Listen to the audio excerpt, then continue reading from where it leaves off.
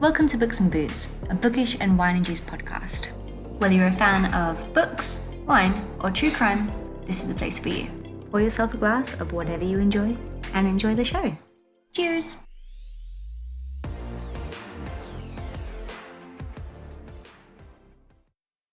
Hello, Jess.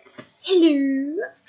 You have been on the podcast before for our book snobbery episode, and you're back for more. Yes, I am. So today I thought that we would do the horror book tag on BookTube, but we'd just answer some questions related to horror books, and I've also kind of correlated it to horror movies. Awesome. But before we start, I wanted to know if you know anything about the Megan Kramer murder case. Not really. No. Not too much, no. I recently did an episode all about her case, and I had an update the other day. So the 3 men accused of her murder were told to remain patient while awaiting post-mortem results. So the case has been postponed until the 27th of February 2020, and all of the social media places seem to be putting an emphasis on the fact that these 3 accused people have to be spending their Christmas and New Year's behind bars, when the Megan Kramer family have to deal with the fact that their daughter, their sister, their grandchild is dead on those days. And I don't agree with it at all, that these people are trying to give sympathy to the people that are staying behind bars. No, fully. I heard that it might have been gang initiation that the 3 guys murdered her for. Yeah, the 6 Bob gang. Yes. So, if the guys are guilty, because I'm one of those innocent until proven guilty, if they are guilty, then, they should spend the rest of their lives rusting in jail and, never get to see or celebrate any of the holidays that they loved. But I guess, I don't understand people who sympathize. It seems like a pretty open and shut case with those 3 guys. Yeah. Unless there's something we're missing. But I don't think so. And apparently the one guy, not the murderer himself, but one of the guys that hijacked the car, his name is Charles Daniels, he apparently blew his mother a kiss in the public gallery when he was being led back to the holding cells, and he'd said Ekkes Liefrio, which is Afrikaans for I love you, to his old mother. And I just think it's terrible. These people have no remorse. I 100% think that they're part of this murder. And, there's nothing that anyone can do to convince me otherwise. Yeah, getting attention. It's just making it worse, because I think they thrive. People like that thrive off of their attention. Exactly. Yeah. So, today we're doing the horror book tag. And the first question is, how and when did you get into horror, Jessica? Ooh, forever ago. I remember staying up super late with my friends just to watch horror movies. And then, someone would have to go with me to the bathroom for at least the next 4 days, because have you seen how people die in bathrooms? I've recently started playing horror games, which I can do for about an hour, and then my heart feels like it's going to explode out of my chest. But it's a lot of fun. I think I started watching horror when I was probably in my maybe 8 or 9, and I was watching Goosebumps. Did you ever listen? Oh, but that wasn't scary. It was bloody scary. What? I was more worse than you then. Right, not after seeing the last horror movie. At least you watched the parts, but I cannot handle when people walk up walls and We just finished. Jess and I, we just finished watching a horror movie. What was it called? The Possession of Hannah Grace, which has Shay Mitchell in it from Pretty Little Liars. Whew. What did you think? Let's be honest. Look, it was really good. I enjoyed it. I don't it's my one thing. Is the one of my 2 is children in horror movies, and that creepy thing where they crawl up the wall, dislocating their body parts, and it makes me cringe so hard. It didn't have a child aspect. Yes. Thank goodness. But I've seen children crawl on walls like that, and then I'm done. Like, I'm gonna change it to SpongeBob and cry a little bit until I fall asleep. I think that movie was really, really good, but I felt it maybe a little bit slow paced. And there were 1 or 2 times where you're like, I mean, it wouldn't really be a horror movie if you're like, oh, don't open the door, and then of course they open the door.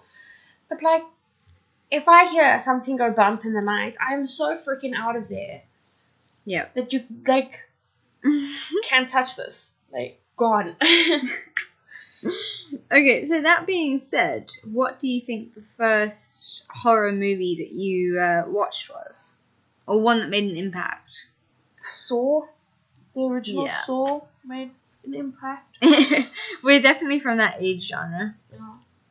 I think the most impactful horror movie I've ever watched in my whole life is The Collector. Is that like The Collector of Bones? No, so what he does is he goes into houses and booby traps them and waits for the families to come home, and then he keeps one of the family members alive and locks them in a box and hides the box with the previous family member in the next family member's house for them to find. Hectic. Yeah. But like, he hangs fish hooks from ceilings, so you run into a room trying to get away from something and you run into fish hooks in your face. It was very graphic. Unfortunately, Kitty died, which made me very sad. It's in a cat. Yeah, so if you don't like watching horror movies where animals die, don't watch it. I'm out. Yeah, I still haven't seen the end of that movie with Will Smith. In my head, the dog lives forever. Do you have any favourite themes or subgenres within horror? Oh, anything really, hey? Everything is good. Like I said, I don't like kids. I really don't like clowns, but I forced myself to watch it. That was actually the first horror movie I ever saw. Really? It? Yes. Wow. Behind the couch, my mom didn't know I was there. That's why I don't like clowns. Like the original It? The original It. Okay, right. Yeah, that was the first horror movie I watched. My parents didn't know I was there. That's my fear of clowns. Was it Jim Carrey that did the original It? I hope not, because I really like Jim Carrey. It would be quite unfortunate. We should Google this shit. I know, because we were in it for him. Because, like, Jim Carrey in Ace Ventura is amazing. James Eugene Carrey is a Canadian-American actor. Don't ruin it for me. I mean, don't ruin Jim Carrey for me. It's not coming up straight away. We're hopeful. We're hopeful here. Oh, the Google skills are strong in this one. I love how your Google word is Jim Carrey and not it. I said it, Jim Carrey. It's Jim Carrey. No, the first thing that comes up is the number 23 from 2007, which is a fantastic movie. So no, I don't think it was Jim Carrey. Yes. Who was the original It? Yeah, the new It from It 2 is also very good. I think he would make an excellent Joker as well. Yeah. Well, Joaquin Phoenix just played Joker. The movie just came out now. It's in the cinema. Yeah, apparently the movie's been getting blamed for a lot of people shooting other people. Oh, it's Jim Carrey, not Jim Carrey. Okay. Jim Carrey from Home Alone, isn't it? That's that dude. Yeah. Yeah, he is from there Home we Alone. go. That's what I was thinking of. Soz. Anyway, next question is, Jessica, can you name an underrated horror book or movie? Oh, not book. I really would love a recommendation for a good horror book to get into, because the one I do actually remember reading was sort of like a weird, not horror. It was about rooms of your greatest fear, but then your greatest fear could be your dirty bedroom. So not really that scary, I guess. It has to be personal. But not a lot of people have heard about The Collector, and I think that was really good. This one as well. I never heard of this one. We found the possession of Hannah Grace by accident. Yeah. And that was also really good. What did we do? We just went on YouTube and we said horror movies 2019. 2018. 2018. This is the 19 ones. Oh, I wish at the moment. 2019 ones we cannot stream illegally. Exactly. So that doesn't work, really.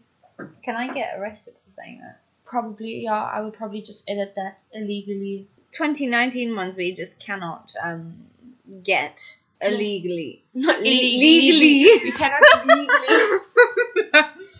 Okay. Well, Virtual renting of. an underrated horror movie I could recommend is definitely Hush on Netflix. Have you heard of it? Mm-mm. It got my pulse pumping. It is like a home invasion horror movie, and the main person is this writer, but she's deaf and mute. It's late at night and she's sitting there on her laptop, so she can't hear anything, she can't speak, and this masked person comes in to come and fuck her up, basically. And yeah, that's how the story goes, and it's awesome. Yeah, I don't know Really if I could do liked home it. invasion. It's like Predator versus Prey. I thought it was excellent, and because she's deaf and mute, there's not much dialogue at all. And I found that how they made the movie happen was so good, because with not much dialogue to go on, it was really well done. Right, there's another movie, The Silence, where I don't think they speak much either. Oh, well, it's called The Silence. Yeah, exactly. Can you name an overrated horror book or author or movie? Now that I'm older, Saw. Okay. Final Destination, like after number 1. That said, still don't feel comfortable driving behind trucks with timber on. It still makes me cringy. Have you seen Hereditary? No, I don't think I have. Oh, it's terrible. I'm surprised so many people like it. So it's a movie about like this wife who, she's like an artist, so she creates like these funny doll houses, and she's got a son and a daughter. She's not very happy in life. Her mother's just died, and basically the whole, like, no one's very happy. Everyone's really freaky and strange, and the husband starts thinking that the wife's going insane when all the supernatural stuff starts happening. But it's just so random and strange, and I didn't like it at all. So many people love this movie, but I found that it was hilarious, and when I went to go see it in the cinema, I was in Australia, and everyone laughed in the cinema. Everyone thought it was the funniest thing they'd ever seen. So I think it was very overrated. You know what else was... I don't know. I walked out of the cinema because, like, the cringe factor was... It wasn't scary. It was cringy. But, like, bad cringy was The House of Wax. I loved The House of Wax when I was so a kid. Cringy. Like, so cringy. I was in the cinema in Neisner, and Neisner doesn't have a cinema anymore. I was as well. We were probably watching at the same time, and I just walked out. And everyone stood up and cheered when Paris Hilton got slaughtered or whatever happened to her. Everyone just like cheered, and I was like, "This is awesome." Yeah, I think I walked out for the moment. I don't know if you remember that person sticking his finger through the grate. And then the other guy like clips it off with pliers. Oh man, the cringe factor was so high that I got up. I was like, I can't. Because you see him wiggling his finger there, like the guy's coming. No. Cringe factor was high. Chad Michael Murray, though. Hello. I don't like my hot guys in horror movies. I just don't. Yeah, makes me sad. They always die. Exactly. Normally one of the first after the stupid girl. Okay. Can you recommend your favorite horror book or movie? Definitely watch The Collector. Definitely watch, if you don't like dolls, watch Dead Silence. Because that's really, really good. I haven't had an opportunity to read a lot of horror books. I'd really love to get into them. Yeah. So, you know, if anyone knows of a good one, let me know. Have you seen The Strangers? No, I don't think so. It's like also like a home invasion thing where this couple goes away on like a weekend away, and when they get there, these 3 masked people come and terrorize them basically, and they've got to fight for their survival. But it's bloody fantastic. It's definitely my favorite. I must have a watch it. It's scary because you and I think we both share the fear of clowns. And they clowns. They're not clowns. They're just like little masks. Yeah, those freak me out as well. Especially like the people you know. You know the Easter Bunny guy who's in a full Easter Bunny suit. What's his name? I don't even know. He sits up at the mall where I work every Easter, and he's in a full suit, and I don't like it because you could be some creepy bro under that, and I don't appreciate the fact that you're hiding your face. And what is it, Donnie Darko? Yeah, but that I can sort of respect because that looks cool. This is just a pink Easter Bunny. Who scares me? Can you recommend a book or a movie for someone that is new to the horror genre? That's the one thing I love about horror so much is horror is something very specific to each individual. It's a very specific thing. Like a lot of people will watch things that I found scary, like It Too, and just be like, wow, it's calm. So I think it all depends on the person. Dead Silence is great if you really freaking hate ventriloquist dolls, which I do. So it's a really good movie. If you like gore, then, the later Saws are okay for graphic purposes. Yeah, I think it all just depends. I'm not a big fan of, like, your intestine hanging out, because that's not scary for me. It's just like gore for the sake of gore. Exactly. It looks like you took pork sausages and shoved it in a human being. So it doesn't have the same effect. It's not actually real. You see.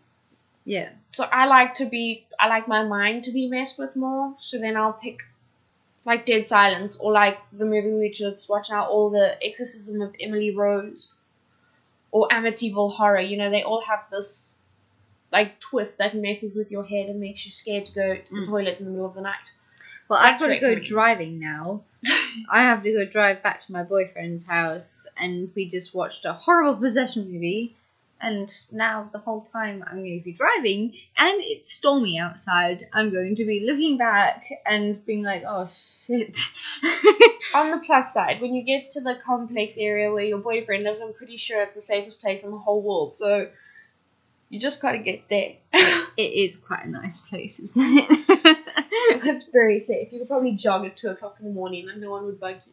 Oh, it's the one place. So South Africa is, it's renowned for its bad publicity and bad...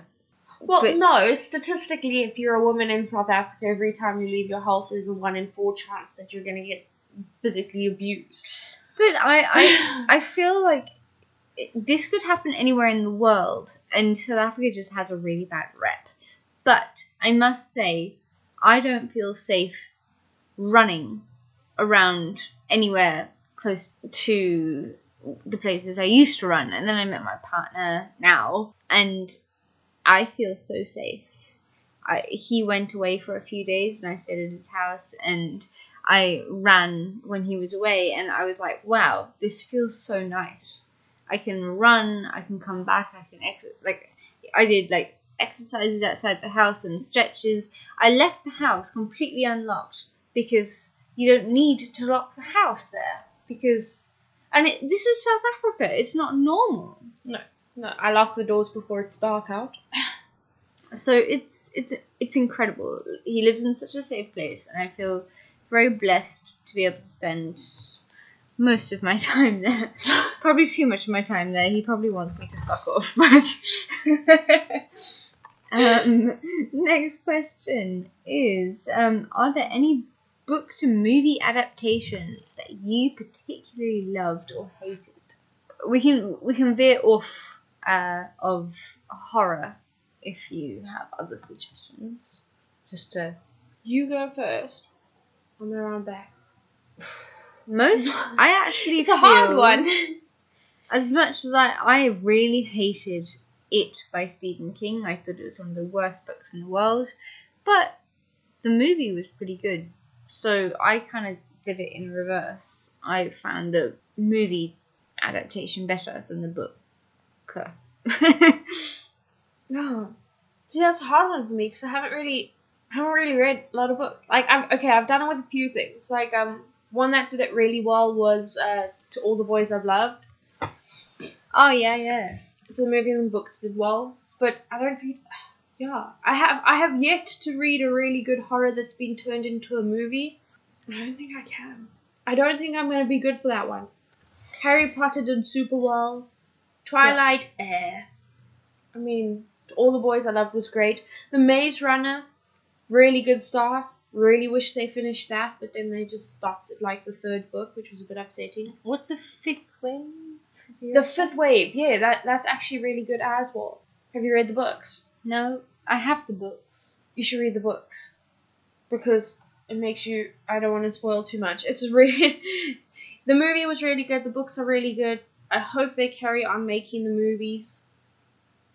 There's a massive twist at the end of the books, which is great. Always love that. But yeah, the Fifth Wave is very good. Okay. I don't like who they at the beginning. I didn't like the female lead, but she grew on me because she seems a bit more whiny in the movies than she is in the books. She's not as whiny in the books. She's a little bit like, oh, I'm a teenage girl and like it's hard for me. But she grows on you. Well, I don't have much to contribute to that one because most horror books I've read have turned out to be terrible. So, number 9. How do you discover new horror movies or books? YouTube. Yep. And then you type in horror movies 2018. And then you watch trailers until one of them doesn't look like a piece of rubbish. And then you commit. And Yes. I think I've been quite spot on with my trailer. I'm very picky. I asked Jade, she was like, we were busy watching a trailer to a horror movie. And then I started shaving the back of this kid's head, and I'm like, I don't want to watch this. So you've got like 60 seconds to impress me. Yeah. I'm sure it's going to be a wonderful movie, but like, you know, don't judge a book by a cover, don't judge a movie by its trailer, but that's exactly why people make book covers and movie trailers, is so that you can judge them in a minute. We could have a whole episode on this, actually. Okay, next one is, besides this one, what is the last horror movie that you watched? Oh, what was that one you said you watched and we wanted to watch, and it had that Prodigy? kid in it? Yeah, The Prodigy. Oh, I laughed the whole way through. It was so good as a comedy. You had a girls' night. Yeah. It was possibly because we had a bottle of wine and then watched it. You know, so my partner doesn't actually really like horrors at all, which is why I abandoned ship and came to you tonight to watch a horror. But we watched it together, me and my partner, and he actually sat the whole way through and enjoyed it. And I thought it was pretty good. But it wasn't excellent. No, and a lot of it was a little bit laughable. But okay, I might have had a bit of wine, so I can't. I had a lot of wine, so we were just giggling the whole time. That mom was super overly dramatic. Like, so her son was like a demonic possessed, but it like happened over time. Just the whole thing. I mean, maybe it's because I'm not a mom, so I don't understand killing a stranger for the sake of your child. But you know, if Satan has possessed my child, you can fuck right off. Well, at the end, like something happened. I'll burn you myself. I don't want to give anything away, but you know, at the end we were like, me and Duran were left like going, what the fuck just happened?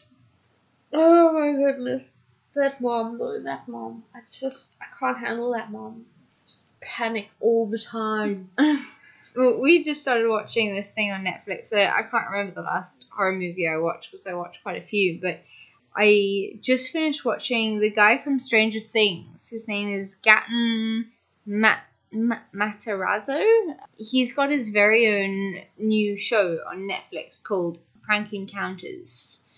He does it in this super creepy, scary way, so he builds up this complete horror story and then puts people that are going in to work for temp jobs, and he pranks the shit out of them. So whether it be like a scary haunted campsite or like a military UFO crazy campsite or something like that. Like, he'll put these people in, record them through like the freaking mirrors and shit, and they'll all be actors. And it's so scary and it's so brilliant and I love it. The whole thing is brilliant. You have to watch it. What's it called again? It's called Prank Encounters. Netflix. Yes. I'll have a look. See, have you seen, talking about like scaring people like that? There is a video. It has to be the most amazing thing I have ever seen in my whole life. It's where people try and do exactly that to a stranger, and the stranger starts feigning an epileptic attack. That's not very nice. So everyone starts freaking out because they think guy is frothing at mouth and is going to die. And when they're all sufficiently panicked, he stops and he's like, yeah, how does it feel?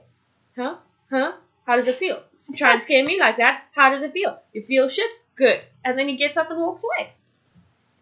So I feel like if I had my wits about me and someone tried to give me a fright like that, I would probably also just like start tweaking on the floor. Yeah. And give them a massive fright. That's the thing, like, it's not just ethics, it's like, how far can you actually go with someone? So they lock these people into a room. Like, there was one, like, the night in a museum or something, where this chick gets locked away with snakes and, like, a freaking tomb of a mummified body, and then there's, like, this actual body crawling around.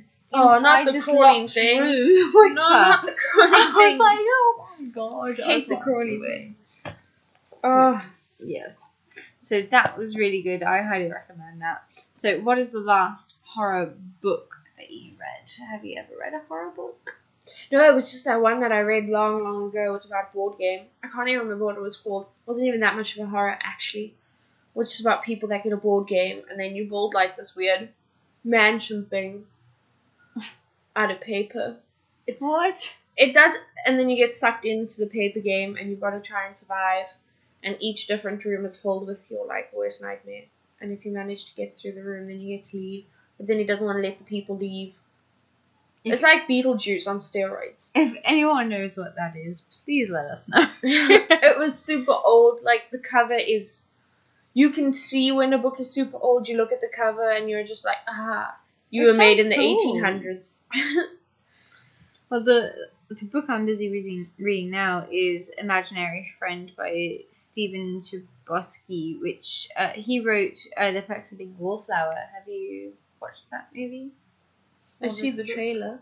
It's very, very good. With Emma Watson. Very different for him to be writing a horror book. So far, I am enjoying it. What horror movie are you most anticipating? Ooh, Countdown looked good. I think it's been released, but it hasn't been released on a platform where we can, like Netflix or Amazon Prime, legally watch it. And the joy of walking to the DVD store is not high in me. But it looks really, really good because everybody uses their phones nowadays for everything, right? So it is, like, technically, if that app existed, it would be a problem. Because who wouldn't click on it? Ha, it's a fun joke and games and fun times and, oh, how long till you die? And then people start dying. So it has potential. They might royally it up. But that's the thing about horror movies. It's either a hit and a miss. You know, a hit or a miss, should I say.